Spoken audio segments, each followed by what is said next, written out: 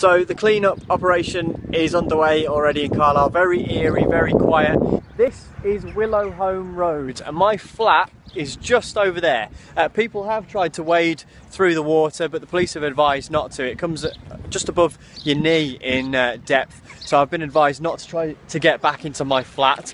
I left on Saturday night at about 11 o'clock. My mum is visiting Carlisle from the Midlands, Sally, and I don't think she was best pleased because it got a little bit hairy. She's here with me now, and Mum, what happened when I left you?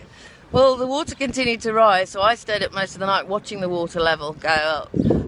Tom's flat overlooks the car park of the supermarket, and the water came up above the top of the supermarket trolleys. So at that point I knew it was at least 2.5 feet deep.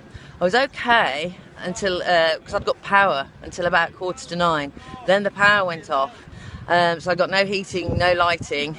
No internet connection, and only the charge I'd got on my mobile phone, and once that went down then I got no means of contacting anybody, and that's when it began to get scary. So at about 11:15 the fire and rescue service came and started banging on doors, and I said, yeah, I think I need to be evacuated. So the fireman said, well, follow me down to the water line, which I did. So we went down the stairs, and he got into the water and then basically said, right over my shoulder, so he gave me a fireman's lift. Waded through the water out of the complex, and I was put into a boat, and then they brought me out to the junction at the top of the road where it was actually dry.